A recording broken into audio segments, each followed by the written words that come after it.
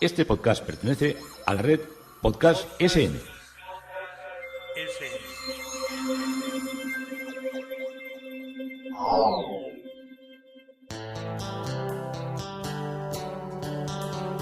Historia con sentido. Un podcast realizado y presentado por Juan Carlos González.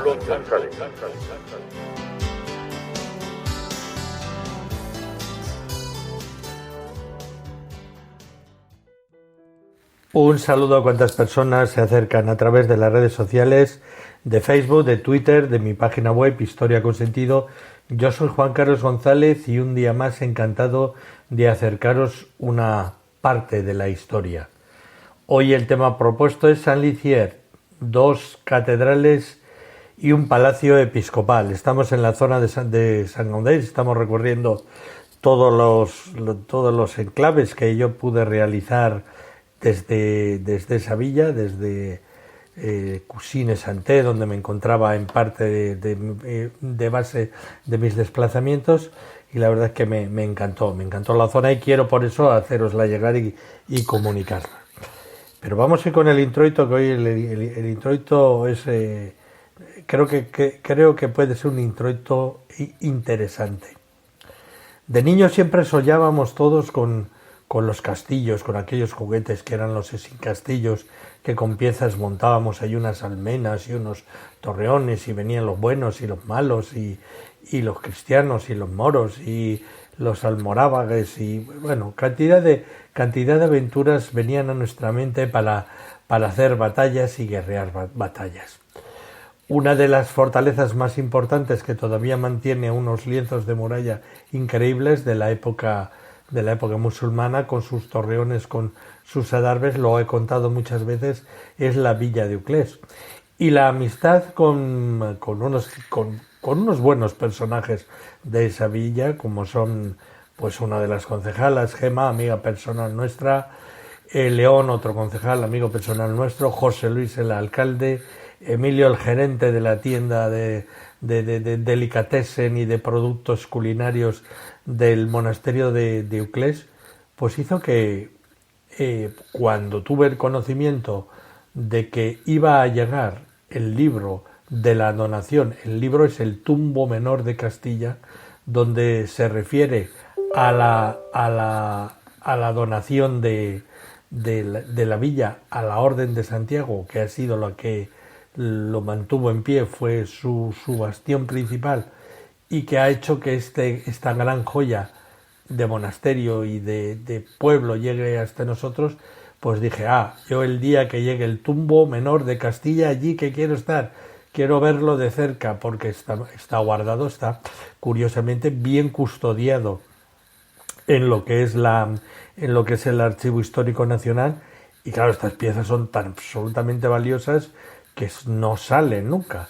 Os digo de lo de las murallas de parapetos y los soldados allí y disparando flechas y con catapultas y todas esas cosas, y ese día lo que es la explanada del monasterio, donde estaba parte de lo que era probablemente el alcázar o la parte militar de la villa árabe de Uclés, pues se llenó también de miembros de las fuerzas de seguridad, en un despliegue, yo creo que en aquel pueblo sin precedentes, para hacer la introducción en la parte que ya iba a corresponder del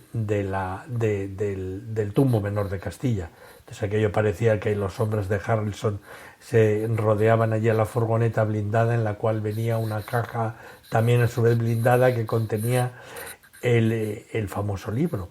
Pero bueno, hay que tener seguridad, no te pueden robar un libro de esos, porque esos libros son de un valor ilimitado. ¿Qué hace este libro en el Tumbo Menor de Castilla, que es una referencia de la historia de la archivística del Sacro Monasterio, de Sacro Convento, que es como lo denominaban de inglés? Pues bueno, con la desamortización hubo un interés de recuperar todos los documentos de los archivos eclesiásticos, no por salvar la historia en un primer momento, que ahora nos parece que era lo primordial, sino para tener las referencias vamos a decir las catastrales o de propiedad, porque el Estado iba a proceder a vender terrenos, territorios y cosas, casas, edificios que tenían esos conventos, esos monasterios, y tenía que tener la acreditación legítima que ese bien era de ese convento, de esa iglesia, de ese monasterio. Porque, por ejemplo, si el convento de Uclés, voy a poneros una hipótesis, tenía unos terrenos en Almendros, un pueblo que está cerca, pero no los explotaba directamente, sino que los tenía arrendados, el señor de Almendros, que tenía allí sus terrenos de labranza, podía decirle al Estado, que a mí esto me lo dio el convento, esto es mío. A mí tengo un pacto verbal, pero esta propiedad es mía. Pero si el Estado tenía el documento en el cual se arrendaba esa pieza de terreno a ese señor agricultor de Almendros, pues eso era su baluarte, su garantía para poder venderle a ese o a otro señor ese terreno más. Entonces, la finalidad mucho de la recuperación de los archivos históricos de los monasterios eclesiásticos desamortizados fue el tener las auténticas de la propiedad de los terrenos que iban a vender para, en el fondo, en la mentalidad desamortizadora, obtener bienes para ingresar en las arcas excuálidas del Estado. Estamos viendo que en las guerras carlistas todo el imperio americano se había derrumbado, salvo Cuba, Puerto Rico y 4 cosas más, y entonces pues tenían que hacer caja y lo hicieron de esa manera.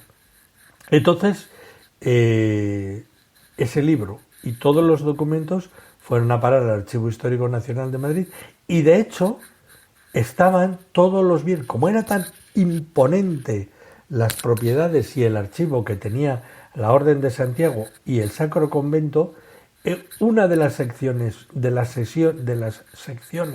más importantes del Archivo Histórico Nacional es la de la historia de la Orden de Santiago, la historia de Uclés en el fondo.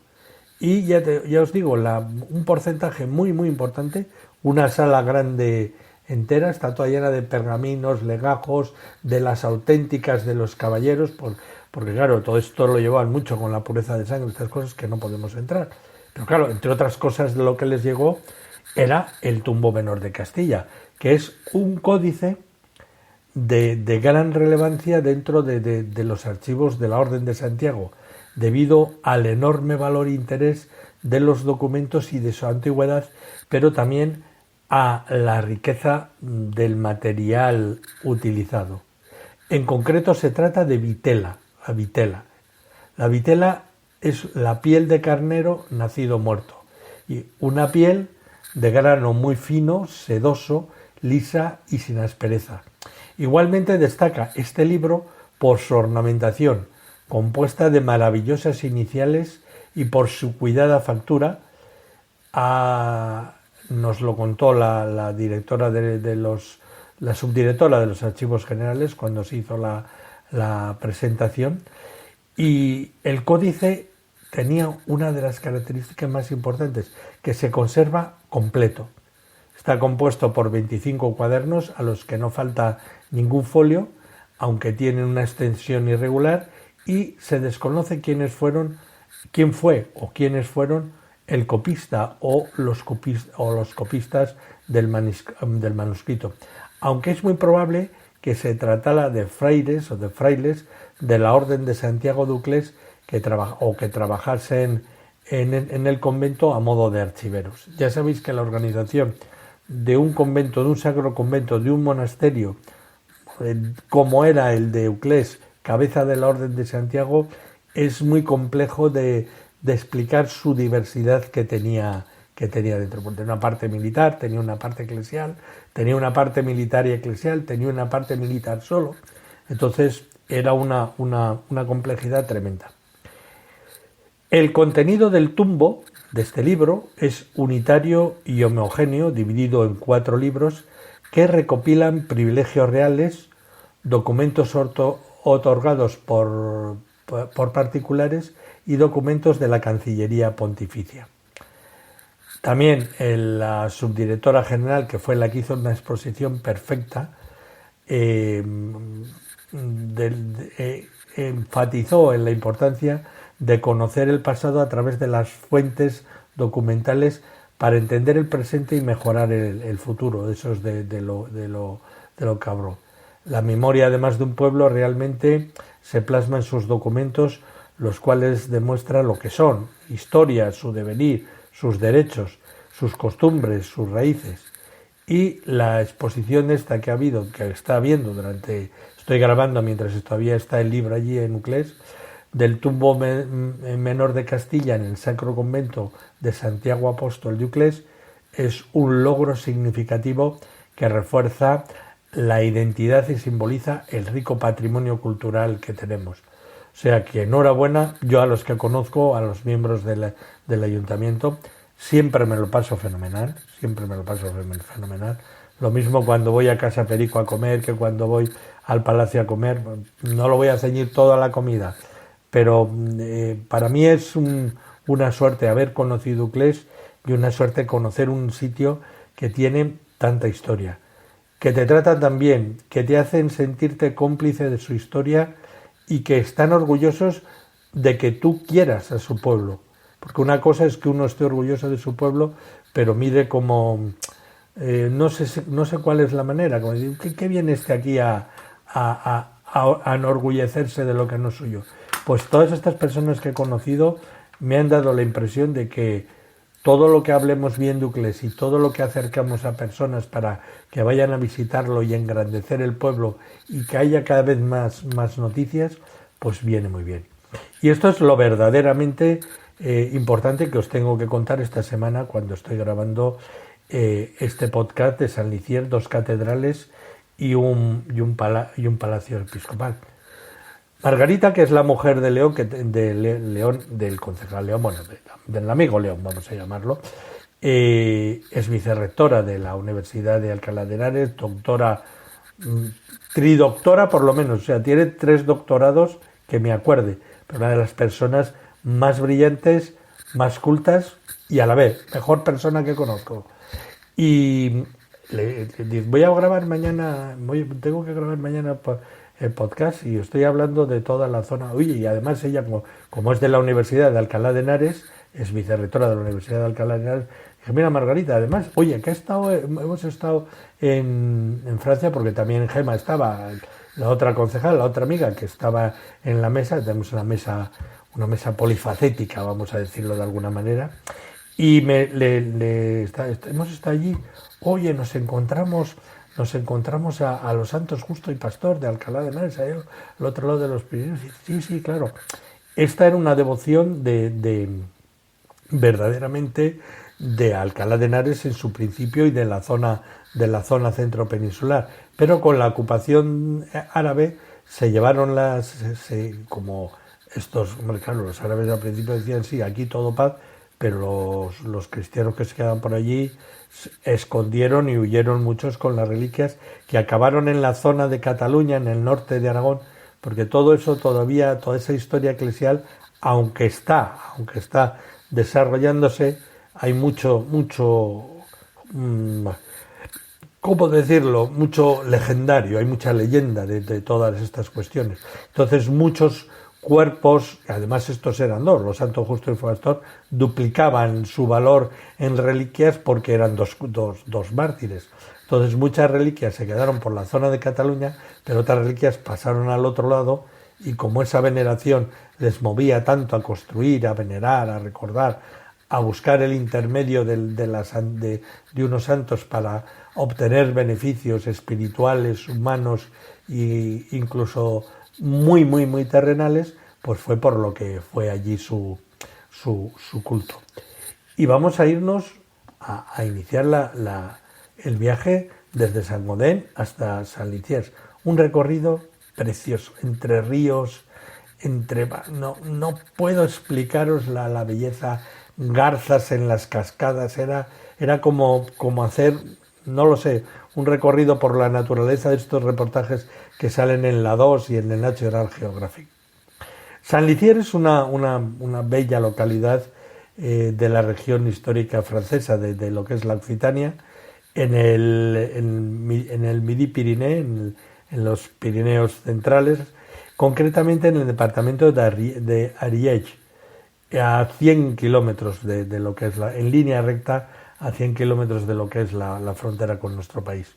Y es una de las poblaciones por donde pasaba y pasa el camino de Piemonte. Piemonte es una de las rutas de peregrinación de Francia hacia Santiago de Compostela. Y el nombre se debe a Salicier. Salicier es Salicerio en castellano, que fue uno de los obispos de Couserans en el siglo VI después de Cristo. Su principal monumento medieval es la hermosa y antigua Catedral Medieval de Salicier. Actualmente es solo una iglesia parroquial, al ser suprimida como catedral en el año 1655, y está declarada Monumento Nacional Francés desde 1886.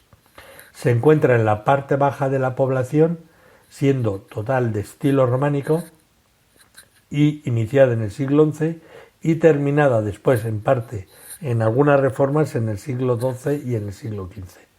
No debemos confundirla con la Catedral de Notre-Dame de la Sede, que está encima, está en la misma ciudad. Desde la puerta de una catedral se está viendo la otra, y luego hay que subir una cuestecita que la haremos, la recorreremos y visitaremos la otra catedral y el Palacio Episcopal, hoy magnífico museo. El templo de Saint-Licier fue consagrado en 1117 bajo el episcopado del obispo Jordán por San Raimundo de Durban, obispo de Barbastro. Estamos al otro lado otra vez del Pirineo, a un lado y al otro, exprior de Toulouse y nacido en el castillo de Durban, a poca distancia de Saint-Licier. También conocido en la península como Ramón de Roda, de Ribaborza, de Barbastro, Ramón del Monte, fue obispo de Roda-Barbastro y es venerado como santo de la Iglesia Católica. Nacido en Durban, fue en lo que era la vertiente norte de los Pirineos, en el seno de una familia noble, se llamaba Raymond Guillem, o sea, Ramón Guillermo, y se le proporcionaron unos buenos estudios y empezó la carrera militar, pero la abandonó para dedicarse al estudio y a la religión. Fue canónigo regular de Pamiers y Alfonso I de Aragón le concede el obispado de Barbastro-Roda en 1104 con sede en la Catedral de Roda, para así resolver la disputa que mantenían los obispos Sanodo de Urgel y Esteban de Huesca, ya que ambos argumentaban que la recién conquistada ciudad de Barbastro tendría que formar parte de sus respectivas diócesis. Barbastro estaba ocupada por los musulmanes y no la de Roda. Y ya en la sede de Roda tuvo conflictos con los obispos de Huesca, de Urgel y con el rey Alfonso, principalmente por lo que eran los límites de sus posesiones. Recibió apoyo de los papas Pascual II y Calixto II, y en el año 1100 Pascual II, según testimonio del obispo Poncio de Roda, había delimitado la diócesis declarando un territorio inviolable.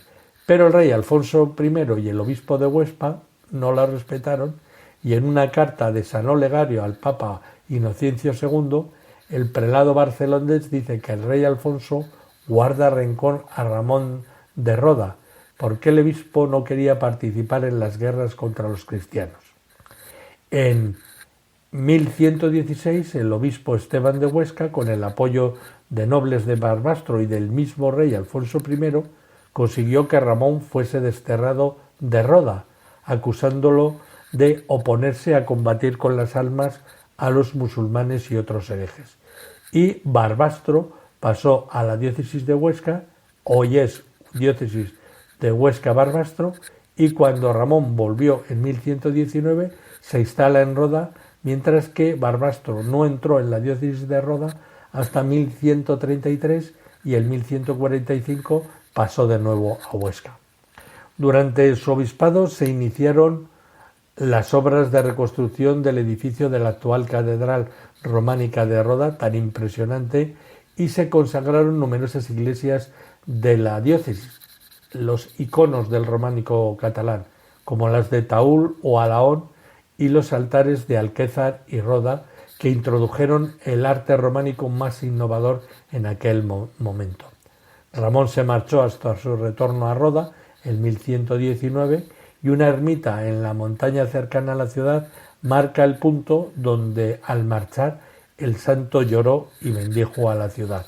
Posteriormente, en el año 1125, acompañó al rey Alfonso en la campaña por Andalucía con la intención de conquistar Granada, y la campaña afectó a su salud y al volver a Huesca ya venía enfermo y murió el 21 de julio del año 1126, y su cuerpo se trasladó a Roda y se sepultó en la catedral el día 26 de junio.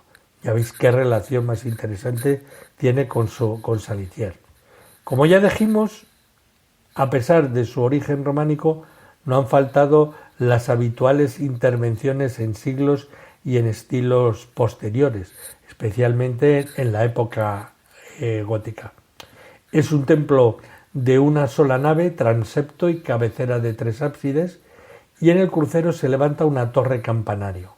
Además tiene muchos detalles arquitectónicos y escultóricos, y esta catedral atrae especialmente por el conjunto de pinturas que se conserva en el interior de la cabecera de la iglesia y por su bien conservado claustro románico. La cabecera, desde el exterior, es de 3 ábsides escalonados. El ábside principal central tiene la particularidad de que sus muros se han reaprovechado un alto número de piezas de la época romana. Además, tiene una extraña base pentagonal, pero el extremo superior se convierte de nuevo en semicircular. Hay que fijarse en un ventanal del paño central cuya arquivolta cae sobre 2 columnas que parecen romanas con fustes acanalados, y también se conserva un buen número de canecillos figurados románicos en el doble alero. Los 2 absidiolos laterales son completamente diferentes y sus muros son de mampostería careada y sillarejos. Algunos autores, dado el material de sus muros y su enorme espesor, casi 2 metros, consideran que pudieron ser estructuras de una existencia anterior reaprovechadas como parte de lo que era el templo románico, y la hipótesis que se baraja apuntan a lo que pudieran ser 2 de las torres de una muralla romana o partes de alguna edificación fortificada de la época visigoda o franca. Tras la cabecera se aprecia perfectamente los sobrios brazos del transepto y una monumental torre campanario de tipo tolosano o languedocino se erige sobre el crucero, con fecha del siglo XIV. Tiene una planta octogonal impresionante y 2 pisos de cuerpos con campanas, con vanos redondos, con arcos angulares o de mitra, y el remate superior es almenado, aunque de mucha menor altura. Esta torre recuerda a la de la Basílica Romana de San Sernin de Toulouse. Cuando hablamos de San Sernin no hablamos de San Fermín, sino que hablamos de su superior, de San Fermín, no de San Fermín, sino de San Sernin, que es San Saturnino. Y San Saturnino, lo he contado muchas veces, es al que despeñaron con un toro atado a una cuerda sobre la escalera del templo de Marte de Toulouse. Y es esa representación que veían los fieles en Pamplona y hablaban de San Sernin y hablaban luego de San Fermín, que fue a evangelizar Pamplona, cuando se confundieron muchas veces, y la tradición de los toros que veían en los retablos con los cuernos y tirando al santo por allí fueron los que movieron tanta devoción taurina y tanta devoción de los encierros en San Fermín. La puerta de entrada se encuentra en el muro norte, cerca de los pies, y bajo un porche que protege de la lluvia, y en los siglos XIV o XV con arquivoltas, que es de los siglos XIV o XV, os quería decir, con arquivoltas que apuntadas de ladrillo sobre columnas de mármol con capiteles vegetales. Comenzando la descripción ya del interior por la cabecera, el ábside central cuenta con una alta y elegante arquería mural sobre columnas en el interior del hemiciclo. El ábside se aboveda con cuarto de esfera y el presbiterio con medio cañón. Creo que esto lo vais entendiendo. El crucero sobre el que se levanta la citada torre es una perfecta crucería románica, bóveda de arista románica con arcos diagonales cubriendo las aristas, y sus arcos de embocadura son semicirculares. La clave de bóveda más alta que la de aquellos, y las aristas están tapadas por arcos cruceros también semicirculares. Los muros inferiores de la única nave son de hechuras románicas, pero fueron ampliados en la época gótica, incluyendo ventanales y bóvedas de crucería. Entre los bienes muebles tenemos el tesoro de los obispos de Couserans, constituido por piezas de orfebrería, entre las que destaca el busto relicario en plata de Salicerio, del que hablaremos. Las pinturas están ubicadas en los ábsides central y norte. Concretamente las podemos encontrar en el interior de los arcos absidiales citados anteriormente, pero para algunos autores son del siglo XI, entre 1060 y 1080, pero para otros habría que retrasarlas hasta las primeras décadas del siglo XII, puesto que fueron financiadas por Lucía de la Marca, esposa de Artau I de Pallars-Sobirà. En cualquier caso, fue una obra probablemente realizada por un taller italiano influido por las pinturas y los mosaicos bizantinos. De hecho, a este estilo de frescos románicos se les incluye en la categoría de corriente italo-bizantina. Es muy rara de ver para nosotros, ¿eh? El maestro de este taller es anónimo, pero por su estilo se encuentra muy relacionado estilísticamente con el llamado maestro de Pedret, que intervino en algunas iglesias catalanas al otro lado de los Pirineos. En el registro superior se encuentra una serie de personajes, concretamente se trata de los apóstoles, por parejas y dispuestos solemnemente en posición frontal, proyectando gran dignidad como corresponde a la influencia bizantina. Se reconocen al menos a dos apóstoles, San Pedro y San Pablo, y la parte inferior está bastante más deteriorada y se ocupa de mostrar escenas diversas, aunque las mejor conservadas pertenecieron al ciclo de la Natividad, la Anunciación, con San Gabriel anunciando a la Virgen, la visitación de María a su prima Santa Isabel, y en el centro de la bóveda, de cuarto de esfera, como es habitual, se pintó una teofanía, Cristo en majestad, dentro de una mandorla lobulada. Y esta representación es más tardía, la podemos fichar en el siglo XIII. El claustro es uno de los grandes alicientes de la Catedral de San Licier y está muy bien conservado. Es un claustro románico construido en varias etapas a lo largo del siglo XIII al sur del templo, y siglos después, en el siglo XV, se erigió el piso superior. Es de planta rectangular, de elegantes dimensiones, con pandas abiertas al patio central mediante arquerías de medio punto que apoyan en columnas pareadas alternando con columnas exentas. Los fustes son de mármol y los capiteles son mayoritariamente vegetales, pero también los hay figurados con seres humanos y animales rodeados por plantas, especialmente de tallos perlados.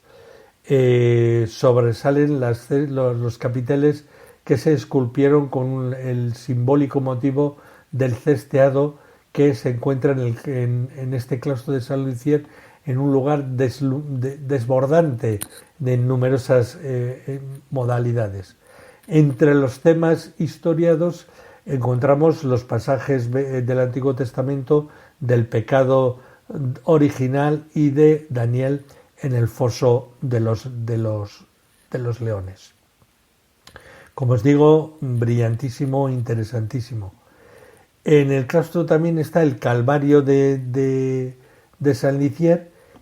Esto forma parte de la imagería románica policromada, que consiste en una serie de tallas de madera que se labraron en un periodo románico y cuya existencia han llegado hasta nuestro siglo, y que normalmente aquí se puede ver, pero se encuentran pues, en museos, en monasterios, en catedrales e incluso en colecciones particulares.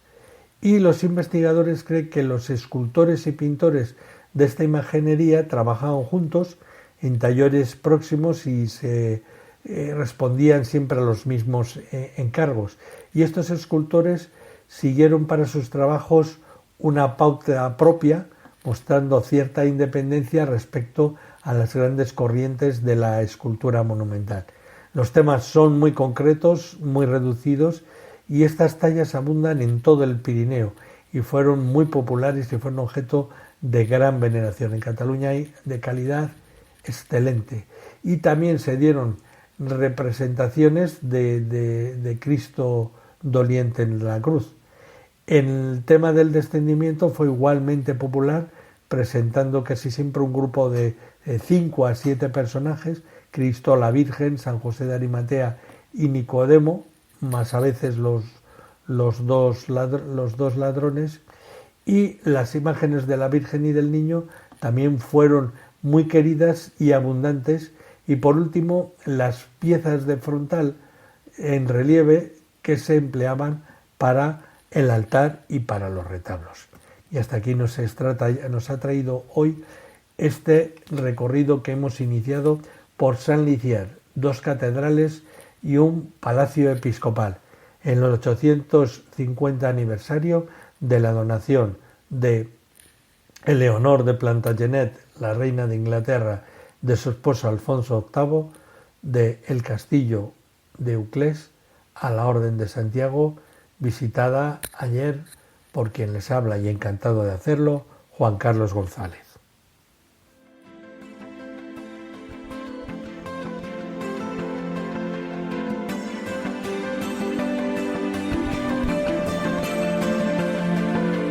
Hasta aquí un episodio más de Historia con Sentido.